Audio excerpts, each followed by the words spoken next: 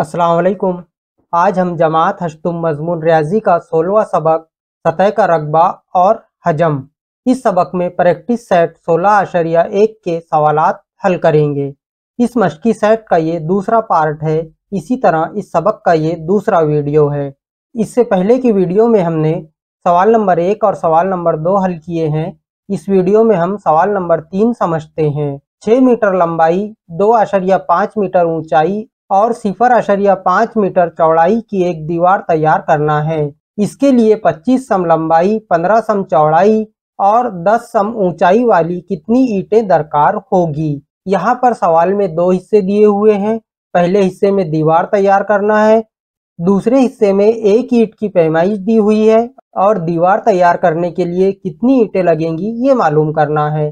तो यहाँ पर हम ईंटों की तादाद मालूम करने के लिए दीवार के हजम को एक ईंट के हजम से तकसीम करेंगे तो हमें ईंटों की तादाद मालूम होगी। यहाँ पर हमें 2 चीज़ों का हजम मालूम करना है, दीवार का हजम और एक ईंट का हजम। तो सबसे पहले दीवार के लिए जो मालूमात दी हुई है हम वो लिख लेते हैं। लंबाई दी हुई है 6 मीटर, इसी तरह ऊंचाई यानी h दिया हुआ है 2.5 मीटर और चौड़ाई 0.5 मीटर। यहाँ पर हमने लंबाई को L से, ऊंचाई को h से और चौड़ाई को b से जाहिर किए हैं। ये है दीवार के लिए दी गई मालूमात। इसी तरह अब ईंट के हजम मालूम करने के लिए जो मालूमात दी हुई है हम वो लिख देते हैं। तो उसके लिए हम लंबाई के लिए L1 इस्तेमाल करेंगे।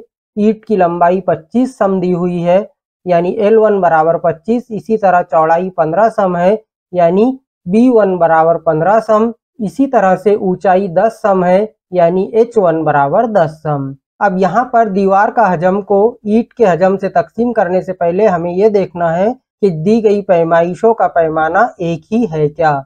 नहीं, यहाँ दीवार के लिए मीटर इस्तेमाल किया गया है और ईंट के लिए सम। तो हम दोनों पैमानों में से एक पैमाने को बदल देंगे और दोनों को एक जैसा कर देंगे। तो यहाँ पर हम लंबाई मीटर में है, इसे हम सेंटीमीटर में ले लेते हैं। 6 मीटर बराबर होगा 600 सम। इसी तरह 2.5 मीटर ऊंचाई है, ये होगा 250 सम। चौड़ाई 0.5 मीटर है तो ये होगा 50 सम। अब यहाँ पर सारी इकाइयाँ एक जैसी हो गई हैं। अब हम इसे आसानी से तकसीम कर सकते हैं। ईंटों की तादाद बराबर दीवार का हजम। दीवार का हजम बराबर होगा लंबाई ज़रब चौड़ाई ज़रब ऊंचाई यानी L ज़रब B ज़रब H। इसी तरह ईंट का हजम, इसके लिए हम L1 ज़रब B1 ज़रब H1 लेंगे। अब यहाँ पर इनकी कीमतें लिख देते हैं।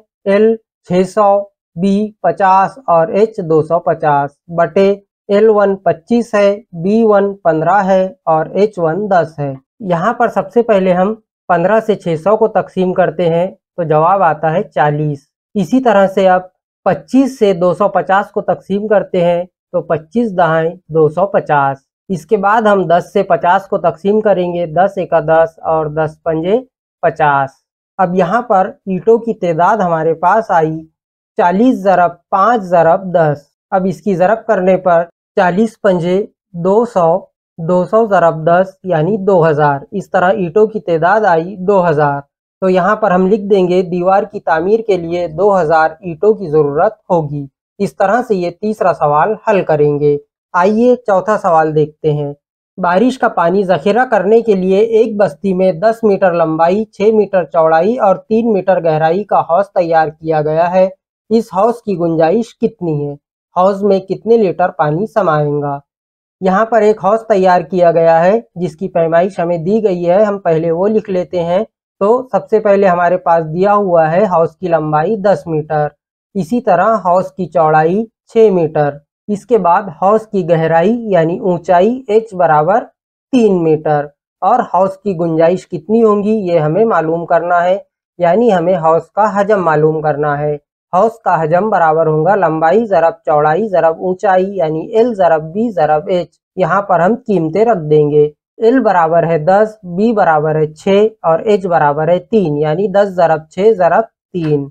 अब यहाँ पर इनकी ज़रब करते हैं हम। 10 6 के 60 और 60 तिया 180।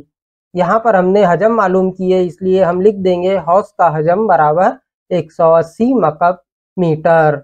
लेकिन यहाँ पर हमने अभी हौज का हजम यानी हौज की गुंजाइश कितनी है ये मालूम किए हैं। सवाल में हमसे आगे पूछा गया है कि हौज में कितने लीटर पानी समाएगा। अब कितने लीटर पानी समाएगा हमें ये मालूम करना है।